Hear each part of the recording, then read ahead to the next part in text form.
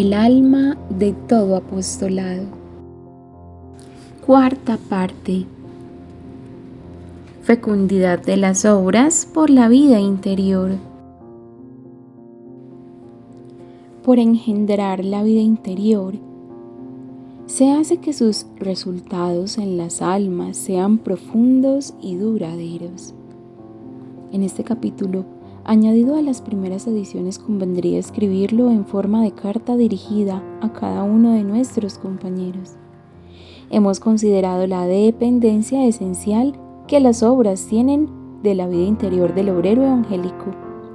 La oración y la reflexión nos han guiado a analizar desde otro punto de vista la infecundidad de algunas obras y creemos no equivocarnos al formular esta suposición. Una obra no echa raíces profundas, no se estabiliza ni se perpetúa, sino cuando el obrero evangélico ha engendrado en las almas la vida interior. Pero esto no lo logrará si él mismo no está nutrido a fondo de esa vida interior.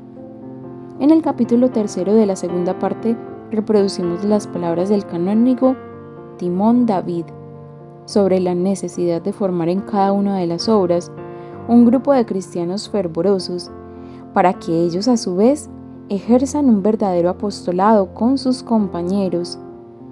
¿Quién no aprecia la eficacia de estos fermentos y hasta qué punto pueden multiplicar esos colaboradores el poder de la acción del apóstol?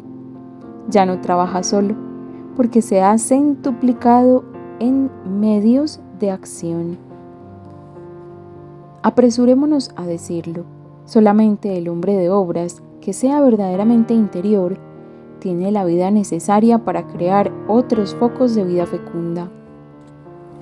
Cuando se trata de las obras laicas, es fácil encontrar cooperadores capaces de hacer propaganda necesaria y ocuparse en ellas e influir en su desarrollo por espíritu de camaradería o de cuerpo, y aún por rivalidad con otros similares. Para ello basta el fanatismo, la concupiscencia, la concurrencia, el sectarismo, la ilusión de la gloria, el interés y la ambición. Pero ¿qué palanca que no sea la vida interior intensa podrá encontrarse para levantar los apóstoles que el corazón de Jesús pide, partícipes de su dulzura, de su humildad y de su bondad desinteresada, y de su celo en mirar exclusivamente a la gloria de su Padre? Mientras las obras no realicen estos cometidos, su existencia será efímera. Hasta puede afirmarse que no sobrevivirán a sus fundadores.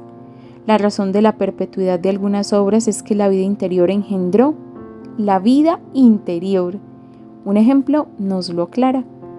El sacerdote alemán, muerto en olor de santidad, fundó en Marsella, antes de la Revolución, la obra de Juventudes para estudiantes y empleados. Al cabo de más de un siglo, esta obra conserva el nombre de su fundador y tiene una prosperidad admirable. Aquel sacerdote, sin embargo, tenía las peores condiciones naturales para garantizar el éxito de su obra. Era miope, tímido, carecía de dotes de oratoria y parecía incapaz de desarrollar la actividad intensa que su empresa reclamaba. Su semblante, algo grotesco, hubiese provocado la risa, sin la bondad de su alma reflejada en su mirada y en todo su porte, merced a la cual aquel hombre de Dios tenía sobre la juventud un dominio que imponía respeto, estima y cariño a la vez. Aquel sacerdote no quiso edificar su obra sino sobre la vida interior, y obtuvo bastante fuerza para formar un grupo de jóvenes a los cuales no titubea en exigir dinero de sus posibilidades, una vida interior integral, la guarda del corazón sin reservas, la oración de la mañana, etc. En una palabra, la vida cristiana completa como la comprendía y practicaban los primeros cristianos. Y esos jóvenes apóstoles que han ido sucediéndose en Marsella continúan siendo el alma de aquella obra, que ha dado a la Iglesia muchos obispos y sigue dándole sacerdotes, misioneros, religiosos y miles de padres de familia que son en la ciudad fósea los puntuales más importantes de las obras parroquiales y forman una pléyade de hombres, honor del comercio, de la industria y de las diversas profesiones, y foco al mismo tiempo del verdadero apostolado. Hemos pues hablado de los padres de familia. Esta palabra evoca una afirmación que se oye por todas partes y es esta: el apostolado que se ejerce con relativa facilidad sobre los jóvenes de ambos sexos y sobre las madres es casi imposible cuando se trata de hombres. Y sin embargo, mientras no consigamos que los padres de familia sean buenos cristianos y apóstoles, la influencia tan estimable de las madres quedará paralizada o será muy efímera y jamás llegaremos a implantar el reinado social de Jesucristo. Y sin embargo, es inútil toda tentativa para atraer a los hombres y hacerles cristianos de fondo en esta parroquia, en esta barriada, en este hospital, en esta fábrica, etc. Esta confesión de nuestra incapacidad no es muchas veces una certificación de la insuficiencia de nuestra vida interior, que es la única que nos sugeriría recursos para evitar que tantos hombres escapen a la acción de la Iglesia. Nos abandonamos muchas veces la preparación laboriosa de sermones, con que despertar en los cerebros y en los corazones de los hombres convicciones profundas, los amores y resoluciones, contentándonos con esos fáciles triunfos oratorios sobre auditorios de jóvenes o mujeres. La vida interior es la que podría sostenernos en esos oscuros y penosos trabajos de siembra, por otra parte tan infructuosos en apariencia. Solamente la vida interior nos haría comprender la fuerza de acción que podría darnos la oración y la penitencia, y cómo nuestros progresos en la imitación de las virtudes de Jesucristo multiplicarían la eficacia de nuestro apostolado sobre los hombres. Se nos habla de una obra militar establecida en una de las más importantes ciudades de Normandía, y tales eran los detalles que se nos daban, que la sorpresa nos hacía dudar de la verdadera información que recibíamos. Por ejemplo, que los soldados acudían a las funciones religiosas de adoración para reparar las blasfemias y vicios del cuartel, en mayor número que a los conciertos de música o a las sesiones de teatro. Nos rendimos a la evidencia cuando nos informaron del amor que tenía el capellán al tabernáculo y de los apóstoles que habían sabido formar a los pies de Jesús.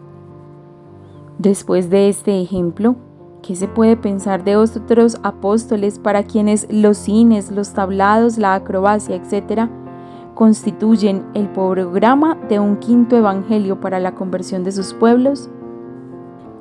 A falta de otros recursos, estos servirían para atraer adeptos o alejarlos de otros lugares peligrosos. Pero el provecho sería tan pequeño y tan efímero. Dios nos libre de desalentar a nuestros queridos compañeros que no pueden concebir ni emplear sino esos medios y piensan como nosotros en la misma inexperiencia de nuestros primeros años de apostolado, que sus patronatos quedarían desiertos el día que ellos destinasen menos tiempo a la preparación de las recreaciones que estiman condición indispensable de la marcha próspera de sus obras. Nos limitamos a ponernos en guardia contra el peligro de dar demasiado espacio a esos medios, a desearles la gracia de comprender la tesis del canónigo Timón David, cuya conversación hemos relatado en uno de los primeros capítulos. Un día, cuando no llevábamos sino 2 años de sacerdocio, aquel venerable sacerdote se creyó en la obligación de terminar su conversación con nosotros con esas palabras dichas en el tono más fraternal, pero si no, dejó allí un dejo de compasión. No lo puedo entender. Más adelante, a medida que avance usted en la vida interior, podrá comprenderme mejor. Hoy, teniéndolo todo en cuenta, debe emplear esos medios de los que no puede prescindir por carecer de otros. En cuanto a mí, conservo perfectamente su número con los viejos juegos de siempre, que tienen la novedad de ser muy baratos y hacer descansar el espíritu por su misma sencillez. Ya ha visto usted en el desván, agregó finalmente, el instrumento de música que en mis principios consideré indispensable. Pero mire, precisamente en este momento está llegando la música que tenemos ahora. Usted juzgará por sí mismo. Y en efecto, pocos minutos después desfilaba delante de mí un grupo de unos 50 muchachos de 12 a 17 años. ¡Qué zambra armaban! ¿Quién hubiera podido reprimir una carcajada a la vista de aquel batallón que el viejo canónigo contemplaba con satisfacción? Mire, me dijo, el que va delante, vuelto de espaldas, agitando el bastón como un músico mayor, o se lo lleva a los labios a guisa de clarinete, es un suboficial que está con licencia y es uno de mis más eficaces colaboradores. Cuando su cargo se lo permite, comulga todos los días y jamás deja la media hora diaria de oración. Es un animafiestas extraordinario. Siempre pone a contribución su talento para que no decaiga la alegría y las diversiones de los medianos. Tiene 1000 recursos para sostener el entusiasmo de estos jóvenes, pero nada se escapa a su vigilancia y a su corazón de apóstol. Ciertamente no podía uno menos que reírse ante aquella serie de tonterías tan conocidas y oídas que ejecutaban los músicos. El pato abriendo las alas, has visto mi gorra, etc. En cuanto al jefe de la orquesta daba la señal con su ejemplo, se cambiaba la pieza. Cada uno de los ejecutantes imitaba su instrumento. Uno ponía las manos a modo de bocina delante de la boca, otro soplaba sobre un papel haciéndolo vibrar. Unos pocos habían hecho unas flautas con cañas. Me olvidaba del sacabuche y del bombo que llevaban 2 ejecutantes de primera fila. El primero estaba formado por los 2 palos, a uno de los cuales el músico le daba un movimiento de tira y afloja y vaivén, y el segundo era un bidón viejo de petróleo. Tenía tal cara de satisfacción, todos ellos, que se veía que estaban encantados con su orquesta. Vamos detrás de ellos, me dijo el canónigo. Al final de la avenida se levantaba una estatua de la Virgen. Compañeros, dice el músico mayor, todo el mundo de rodillas. Vamos a rezar a nuestra Madre un Ave Maris Stella y 10 Ave Marías. Todos ellos quedan en silencio y luego responden pausadamente a las Ave Marías, como si estuvieran en la capilla. Todos aquellos meridionales con los ojos bajos, que unos momentos antes eran unos verdaderos diablillos, se transformaban en ángeles de fray Angélico. No olvide usted, me dijo mi guía, que este es el termómetro de mi obra, retener a los jóvenes aún de 20 años pasados, por medio de juegos sencillos que despierten su entusiasmo, conseguir que en sus horas de oración y recreo encuentren sus almas de niños y que se entretengan con niñerías, y llegar a hacerles rezar, pero rezar bien, aún en medio de sus juegos. Esto es lo que se proponen todos nuestros colaboradores. Los músicos se ponen de pie y comienzan de nuevo con el estrépito que llena la plaza. Un momento después pasaron al juego de barra que les apasionaba. Observamos que el suboficial, al levantarse después del Ave Maris Stella, dijo algo al oído de 2 o 3 de los jóvenes, quienes con semblantes alegres y como obedeciendo a una costumbre, quitándose las blusas y las alpargatas con que jugaban, se dirigieron a la capilla para pasar un cuarto de hora a los pies del divino prisionero. Nuestra ambición, agregó entonces Timón David, con una profunda convicción, nuestra ambición debe dirigirse a formar celadores que tengan tan intenso amor a Dios que cuando dejen el patronato y formen una familia, sigan siendo apóstoles y se preocupen en comunicar al mayor número posible de almas los ardores de su caridad. Si nuestro apostolado se limitase a la formación de buenos cristianos, ¿qué ideal tan pobre sería el nuestro?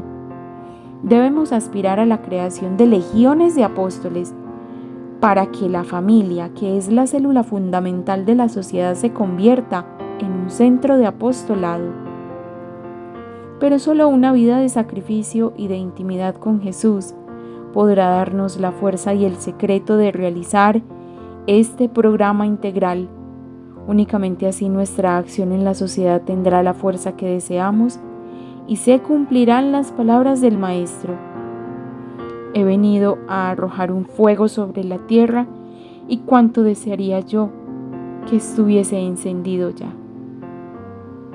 Por desgracia, tuvieron que pasar algunos años para que llegásemos a penetrar el alcance de aquellas lecciones vivientes del canónigo, tan psicólogo y tan hombre práctico, y comparar, puesta la mirada en Dios, para quien nada son los éxitos aparentes, los resultados de los distintos medios empleados.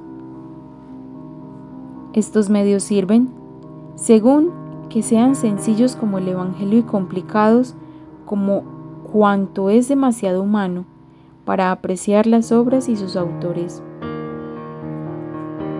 El joven David avanzó frente a Goliat, contra quien había luchado inútilmente los más poderosos ejércitos de Israel, pero le bastaron una honda, un cayado y 5 piedras. Como se ve en su frase, en el nombre del Señor de los ejércitos, era ya un alma capaz de llegar a la santidad. En esos tiempos se habla mucho de las obras laicas posescolares, pero por muy grandes que sean las sumas de Estado gaste en su sustentamiento y magníficos locales en los cuales se establezcan las obras posescolares de la Iglesia, nada podrán temer de ellas si se fundamentan todas en la vida interior, y además porque el ideal que las inspira tienen atractivos para arrastrar jóvenes, llevándose a lo más escogido de la juventud. Terminemos con un episodio al caso que nos servirá para analizar al hombre de obras que al parecer sabe llevar las almas a Dios nuestro Señor y hacer de ellas apóstoles suyos, pero en realidad se limita a suscitar entusiasmos nacidos de la simpatía hacia su persona y de la acción magnética que ejerce en torno suyo.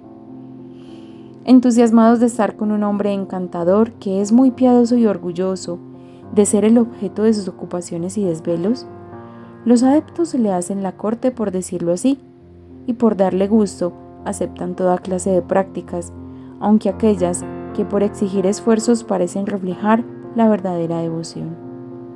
Una congregación de hermanas catequistas dignas de admiración era dirigida por un religioso cuya vida acababa de publicarse. Un día dijo a la Madre Superiora: «Mire, Madre, creo que la hermana X debe dejar de explicar el catecismo durante un año por lo menos». «Pero si es la mejor catequista que tengo, de todos los arrabales de la ciudad, acuden los niños atraídos por el cariño con que los trata.